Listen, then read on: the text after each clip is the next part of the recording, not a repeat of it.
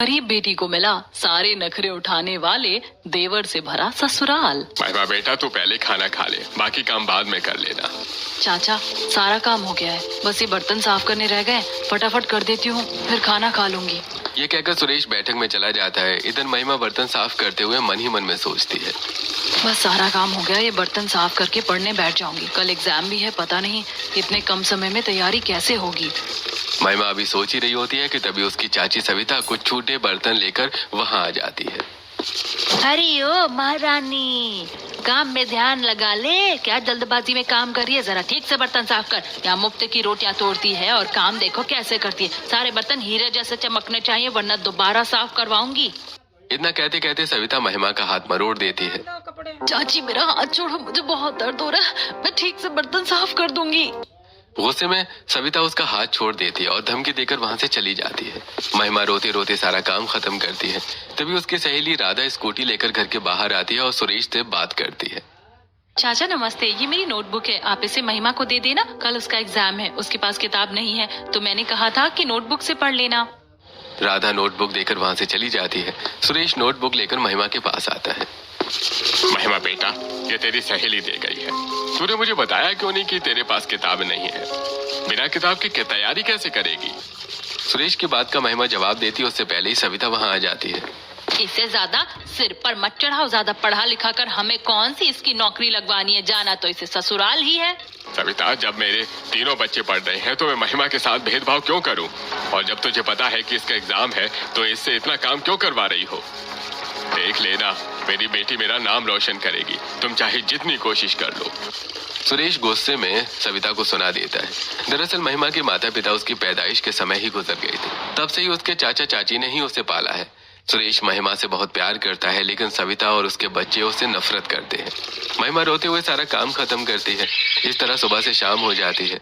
रात को सबके सो जाने के बाद महिमा दिए की रोशनी में बैठकर पढ़ाई करती है और पढ़ते पढ़ते ही सो जाती है। सुबह सबसे पहले उठकर वो घर का सारा काम खत्म करती है, क्योंकि अगर उसने काम नहीं किया तो उसकी चाची उसे एग्जाम देने भी नहीं जाने देगी। थोड़ी देर में राधा स्कूटी लेकर आती है और सुरेश महिमा को उसके साथ स्कूल भेज देता है। एक दिन, यहाँ खड़ी खड़ी मेरा मुंह क्या देख रही है? बाहर से आया हूँ, एक गिलास पानी भी नहीं दे सकती? और पढ़कर क्या करेगी तू? ये कहकर अंकित उसकी किताब बंद करके एक तरफ रख देता है। जी भैया। महिमा उठकर पानी लाती है, तभी मोहित वहाँ आता है। अरे बैठ क्यों रही है? किसने कहा बैठने को? जाओ मेरे लिए पानी लेकर आओ और एक स्ट्रॉन्ग कॉफी बनाकर लाना। महिमा किचन में जाकर पहले पानी और फिर कॉफी बनाकर देती है। तभी रिया वहाँ आती है। मेरी बिटिया रानी, आओ बैठो, पूरा दिन मेहनत करती है मेरी बेटी। हाँ मम्मी, आज तो बहुत थक गई हूँ, बाहर कितनी धूप है, पूरी एनर्जी खत्म हो गई है। कोई बात नहीं, मैं अभी तेरे लिए खाना लगवाती हूँ। हाँ मम्मी, मेरे लिए भी लगा देना। सविता वहीं बैठकर महिमा को आवाज लगाती है। अरे ओ महिमा, फिर से रसोई में खड़ी खड़ी सो गई क्या? घर वाले महिमा से दिन भर काम करवाते हैं, उसे जरा सी भी फुर्सत नहीं मिलती।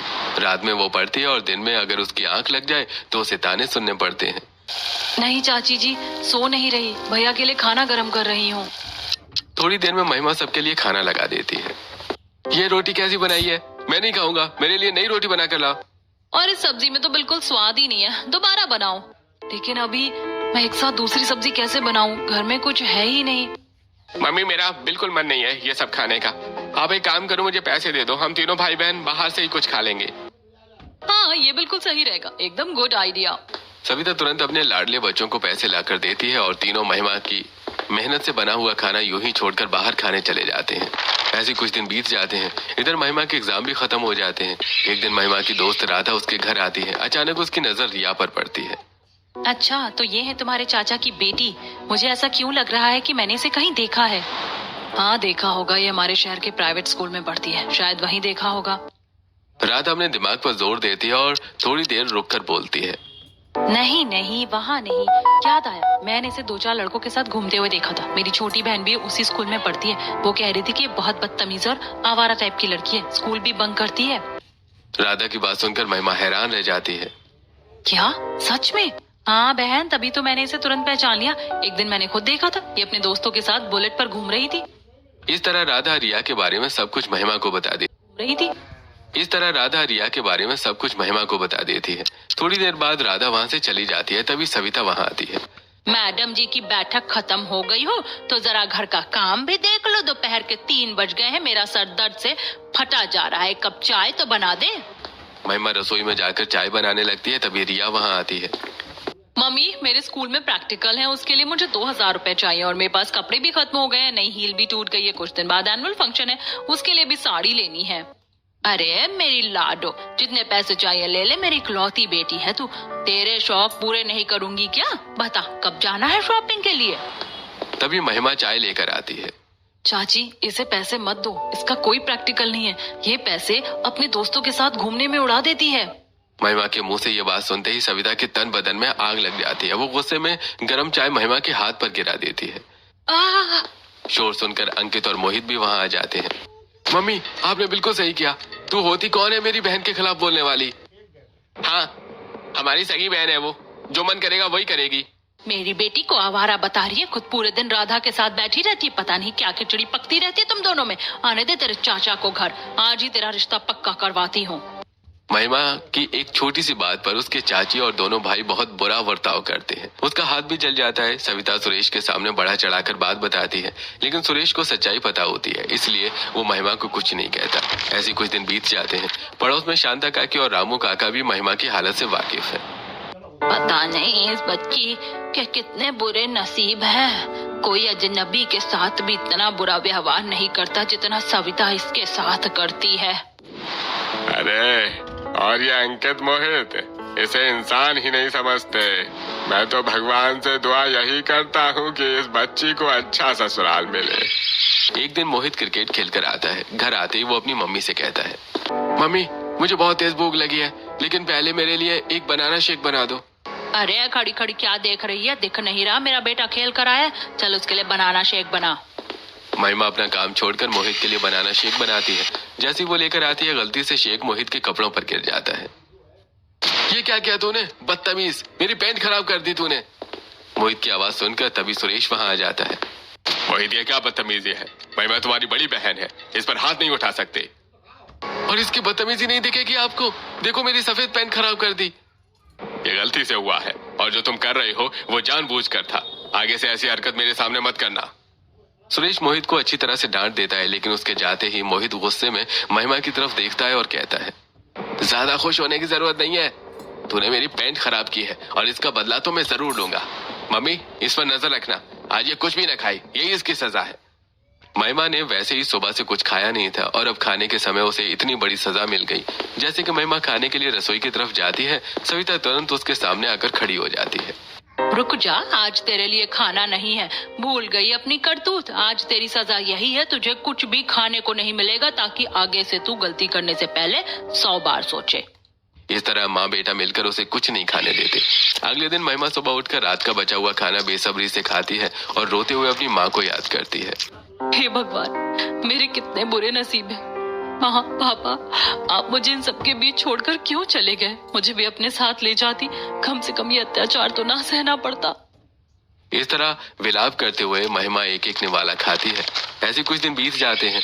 एक दिन महिमा घर की सफाई कर रही होती है। अचानक उसके हाथ से पानी का पोछा अंकित की किताबों पर गिर जाता है। भैया, मुझसे गलती हो गई, प्लीज मुझे माफ कर दीजिए। मैंने ये सब कुछ जानबूझकर नहीं किया। अरे, सारी गलतियां तेरे ही हाथों से होती हैं। मेरी सारी किताबें खराब कर दी, गवार कहीं की। अब जल्दी से इन किताबों को धूप में सुखा, और जब तक ये सूख न जाए घर के अंदर मत आना। तेज धूप में अंकित किताबों के साथ महिमा को भी बाहर खड़ा कर देता है। महिमा रोते हुए धूप में खड़ी रहती है और जब किताबें सूख जाती हैं तभी उसे अंदर आने दिया जाता है। आखिरकार 12वीं का रिजल्ट घोषित होता है। राधा स्कूटी लेकर महिमा के घर आती है, लेकिन थोड़ा जल्दी में होने की वजह से वो महिमा से नहीं मिलती और बैठक में बैठे हुए सुरेश के पास जाती है। चाचा, महिमा ने टॉप किया है, बधाई हो। मैं थोड़ी जल्दी में हूँ, बाद में आकर मिलती हूँ। ये कहकर राधा चली जाती है। सुरेश तुरंत मिठाई की दुकान से बेसन के लड्डू लेकर घर आता है। महिमा बेटा, तूने मेरा सिर गर्व से ऊंचा कर दिया। ये ले, भगवान को भोग लगाओ और सब में लड्डू बांटो। आज मेरी बेटी ने टॉप किया है। तभी सविता गुस्से में बोलती है, आपको अपनी इस बेटी की खुशियाँ मनाने की पड़ी है, और मेरी बेटी का क्या? उसने रो रो कर बुरा हाल कर लिया है। दरअसल जहाँ एक तरफ महिमा ने टॉप किया था, वहीं रिया के बहुत कम नंबर आए हैं। क्या हुआ, दोनों बच्चे मेरे? अगर एक के कम नंबर आए हैं तो दूसरे ने टॉप किया है। दोनों ही हाल में मेरा सिर ऊंचा हुआ है।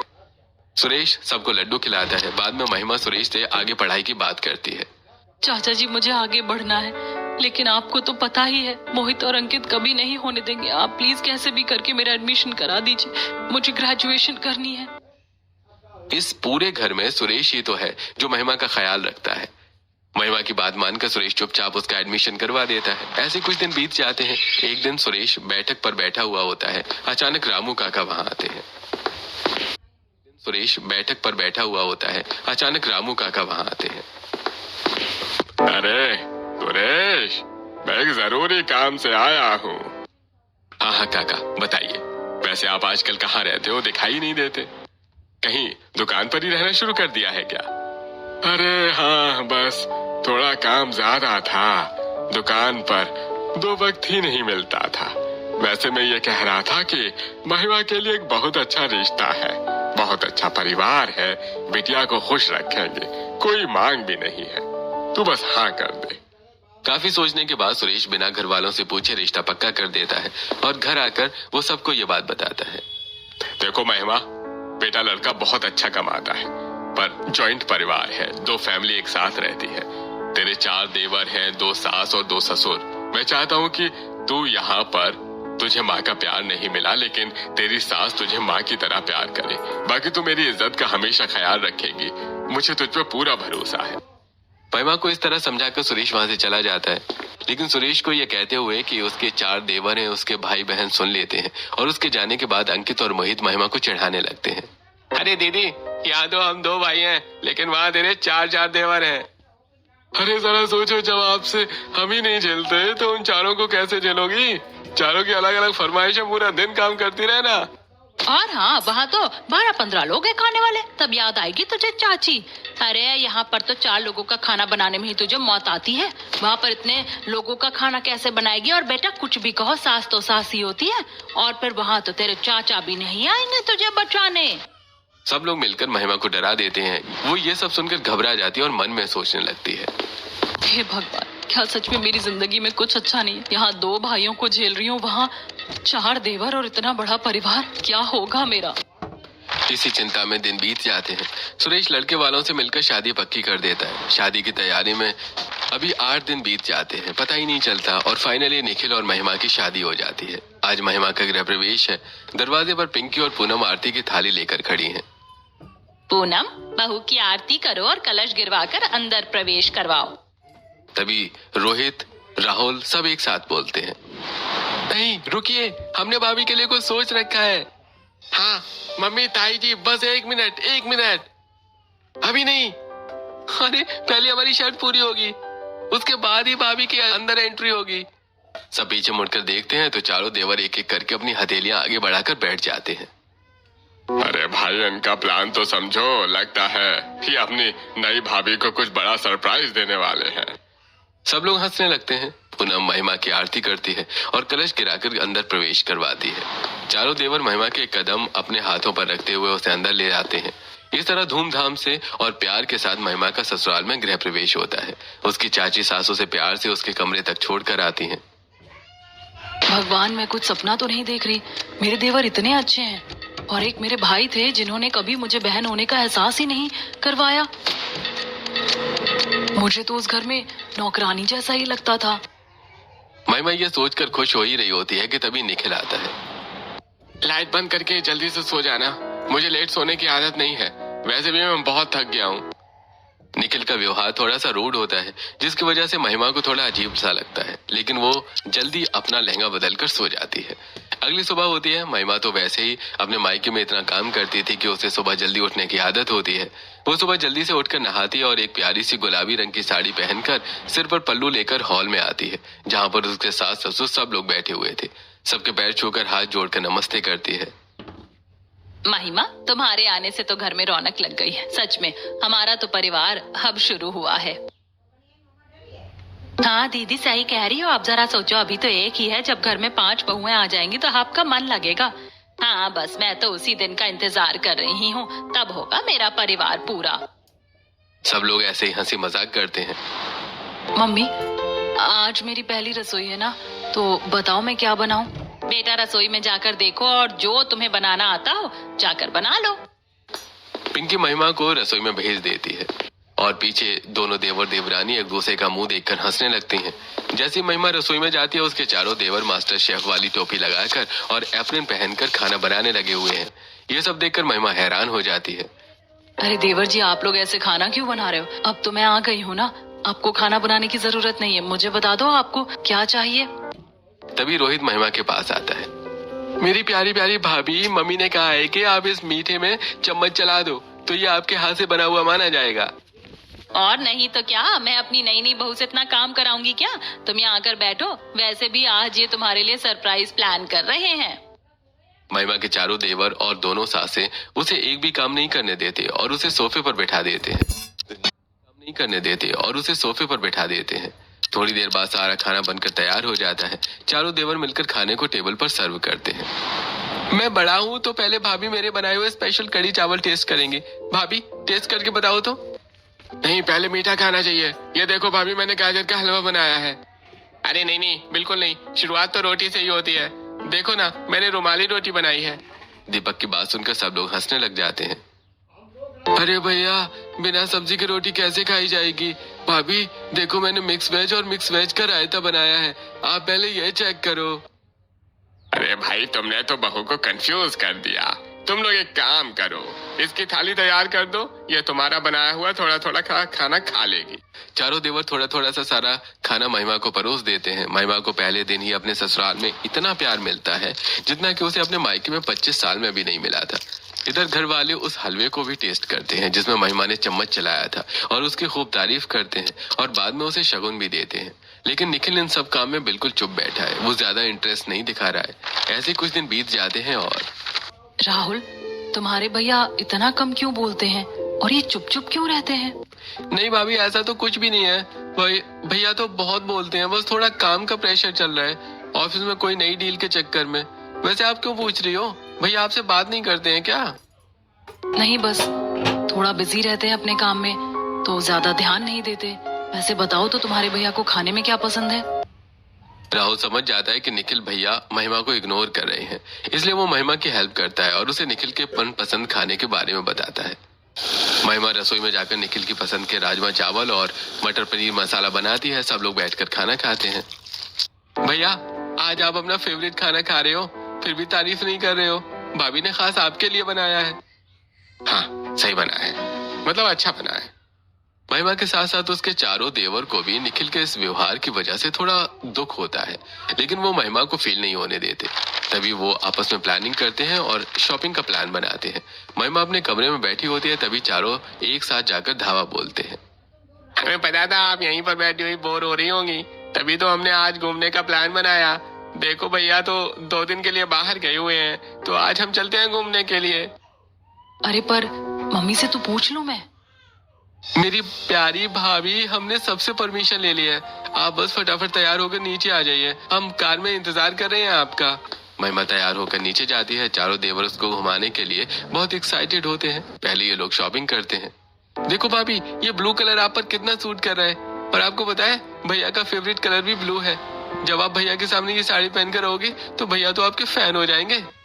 अभी राहुल की बात खत्म भी नहीं हुई थी कि तभी सावन महिमा के लिए बहुत सुंदर खूबसूरत चूड़ियां लाता है और रोहित झुमके, जबकि दीपक हील लेकर आ रहा है। अरे भाई रहने दे, भाभी को गिराएगा क्या इतने ऊंचे सैंडल पहना कर। भाभी आप ये देखो कितने प्यारे झुमके लग रहे हैं, और ये चूड़ियां ये आपकी साड़ियों से भी मैच कर रही हैं। चारों अपनी पसंद का सामान महिमा को दिलाते हैं। इस तरह खूब सारी शॉपिंग करने के बाद वो लोग बाहर खाना खाते हैं। गोलगप्पे, आइसक्रीम, सब चीजें ट्राई करते हैं और बाद में घर आ जाते हैं। अपने देवर का इतना अच्छा व्यवहार देखकर महिमा बीते दिन याद करती है। चाची, मेरे भी कपड़े सारे फट गए हैं, मेरे लिए भी एक सूट बनवा दो प्लीज। अरे इतने फालतू के कपड़े नहीं है हमारे पास, और ना ही पैसे हैं जो तेरे लिए भी बनवा दें। हाँ बिल्कुल, दिवाली पर पिछले साल से होगा तुम्हारा एक सूट, तुम बस वही पहनो। वैसे भी अच्छे कपड़े पहनकर तुम्हें कहाँ जाना है? महिमा के सारे कपड़े पुराने हो गए हैं, लेकिन सविता मार्केट जाकर अपने बच्चों के कपड़े खरीद लेती है और उसके लिए कुछ भी नहीं लाती। मेरे पास ऑलरेडी इतने कपड़े हैं, लेकिन फिर भी मेरे देवर मुझे शॉपिंग करा रहे हैं। सच में मेरे देवर तो मेरे भाइयों से भी अच्छे हैं। कितने अच्छे हैं, और नखरे उठाने वाले देवर मिले हैं मुझे। थैंक यू भगवान जी। महिमा आज का दिन अच्छे से एंजॉय करती है। वो मन में आता है वो सारी चीज करती है जिन्हें वो अपने मायके में सोचती है। उसके चारों देवर उसके खूब नखरे उठाते हैं। घर आकर वो अपनी सास को सारी शॉपिंग दिखाती है। सब बहुत खुश होते हैं। ऐसे ही 1-2 दिन बीत जाते हैं। आज निखिल भी अपने ट्रिप से वापस आने वाला है। राहुल, पता है भैया भाभी पर बिल्कुल ध्यान नहीं देते, तो ये बात मुझे बहुत बुरी लगती है। हाँ भैया, आप सही कह रहे हो। मैं सोच रहा हूँ कि भाभी को आज पार्लर ले जाऊं और वहां से अच्छे से तैयार करके लाऊंगा। शायद भैया का दिल पिघल जाए। इस तरह प्लान करके राहुल महिमा को लेकर जाता है, जहां पर उसका फेशियल, मैनिक्योर, पेडिक्योर और हेयर कट कराता है। और वो खूबसूरत सी साड़ी, मैचिंग झुमके, चूड़ियां सब पहनकर सब महिमा तैयार होती है। तो वो बहुत खूबसूरत लगती है। जैसे ही वो दोनों घर पहुंचते हैं, वैसे ही निखिल का भी आना होता है।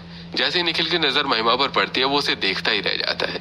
वहीं महिमा शर्म से नजरें झुका लेती है, लेकिन फिर निखिल अपने खड़ूसपन में घर में चला जाता है। आप कैसे हो? मैंने इन 2 दिनों में आपको बहुत याद किया। क्या आपको मेरी याद नहीं आई? कैसी लग रही हूँ मैं? अरे बाबा, इतने सारे क्वेश्चन एक साथ जवाब कैसे दूंगा? और तुम बहुत प्यारी लग रही हो। और हाँ, तुमने उस दिन जो खाना बनाया था ना, वो भी सच में बहुत प्यारा था।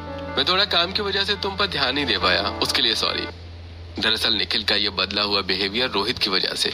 उसी ने फोन करके उसे बताया था कि भाभी उसके बिना बहुत परेशान हो रही हैं, और ये भी कि मायके में उसे कभी मन का प्यार नहीं मिला और आपकी वजह से वो थोड़ी परेशान रहती है, तो उस पर ध्यान देना चाहिए।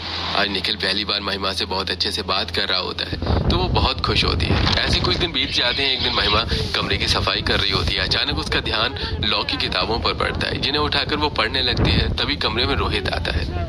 अरे भाभी, ये किताबें पसंद है क्या आपको? आपको पढ़ना है? वैसे मैंने कभी पूछा नहीं आपसे कि आप कितना पढ़ी हो और आप क्या करना चाहती थी। महिमा थोड़ी देर के लिए सोच में पड़ जाती है। बचपन से ही मेरा सपना था कि मैं LLB करके एडवोकेट बनूं, लेकिन सेकेंड ईयर में ही मेरी शादी हो गई और अब शादी के बाद तो आपको पता ही है। भाभी, शादी के पहले और बाद में क्या होता है ये सब छोड़ो। अगर आप पढ़ना चाहती हो तो आप पढ़ सकती हो और मैं आपको ये मदद करूंगा। Whenever I ate ice cream, I would feel... Rohit सभी घर वालों से कहता है कि महिमा का एडमिशन अपने कॉलेज में करा देते हैं। दोनों देवर भाभी साथ में पढ़ने जाते हैं और ऐसे ही 2 साल बीत जाते हैं। आज फाइनली LLB का रिजल्ट आता है, जिसमें महिमा ने टॉप किया है। वहीं सेकंड पोजीशन रोहित की है। सभी घर वाले बहुत खुश होते हैं। अरे वाह महिमा, तुमने तो कमाल कर दिया। रोहित तुम्हें गाइड करता रहा और तुम इससे ही 1 नंबर आगे ले आई। और क्या, मेरी बहू किसी से कम थोड़ी है। जाओ पूनम, बेसन के लड्डू लाओ, ठाकुर जी को भोग लगाओ, सबका मुंह मीठा करवाओ और पूरे मोहल्ले में मिठाई बंटवाओ। पूरा परिवार महिमा के पास होने की खुशी को सेलिब्रेट करता है। तभी पड़ोसन शोभना घर आती है। पिंकी, सुना है तुम्हारी बहू ने LLB में कॉलेज टॉप किया है? सच में कमाल कर दिया तुम्हारी बहू ने तो। हाँ बिल्कुल, हमारी बहू है ही लाखों में। पड़ोसन महिमा की बहुत तारीफ करती है और इस तरह थोड़ी देर बाद करने के बाद वो चली जाती है। ऐसे कुछ दिन बीत रहे होते हैं। मैंने तो पहले ही कहा था इसे सिर पर मत चढ़ाओ, लेकिन तुम तीनों माँ बेटे ने मेरी नहीं सुनी। कहाँ है बताओ? अब कहाँ से लाऊंगा मैं इतने पैसे? कहाँ से करूँ? कोई भी वकील इस केस को लड़ने को पकड़ने को तैयार नहीं है। पापा, मैंने सच में कुछ नहीं किया, मेरी गलती नहीं है। पता नहीं कैसे मेरे बैग में ये सब मिला। लिया के आवारा दोस्तों ने उसे ड्रग के केस में फंसा दिया है।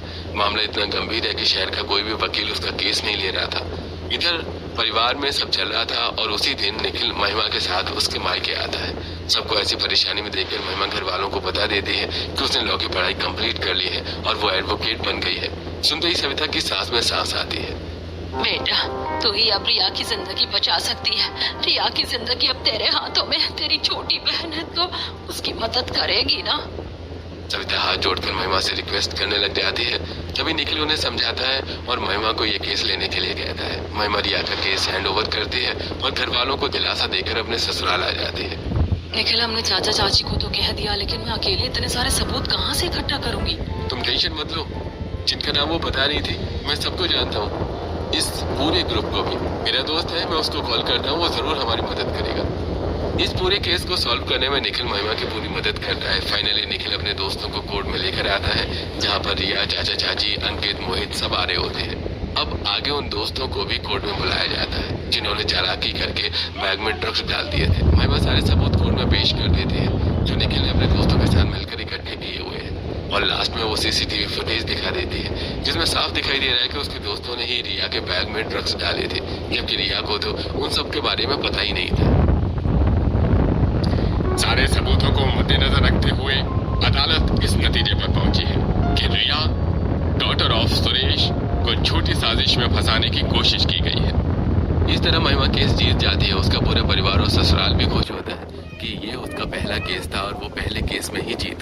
तभी मोहित, अंकित और सविता गिड़गिड़ाते हुए हाथ जोड़कर महिमा से कहते हैं, महिमा बेटा, मुझे माफ कर दे, मैंने तेरे साथ इतना बुरा किया, लेकिन आज मुसीबत की घड़ी में तुम्हारे साथ खड़ी है। हाँ दीदी, सच में मैं अपने किए पर बहुत शर्मिंदा हूँ। आपका दिल बहुत बड़ा है, प्लीज मुझे माफ कर दो। इस तरह अंकित और मोहित भी महिमा से माफी मांगते हैं। हमें पता है हमारी गलती माफी के लायक नहीं है और आपके देवर आपका बहुत अच्छे से ध्यान रखते हैं। हमसे अच्छे तो वही है जो आपको भाई वाला प्यार देते हैं। हम बदनसीब अपनी बहन को नहीं पहचान पाए, हो सके तो हमें माफ कर देना। सबको इस तरह अपनी गलतियों का पछतावा करते हुए देखकर सुरेश को बहुत खुशी होती है। फाइनली महिमा सबको माफ कर देती है। सब एक दूसरे के गले मिलते हैं और आज महिमा पूरे दिल से खुश है।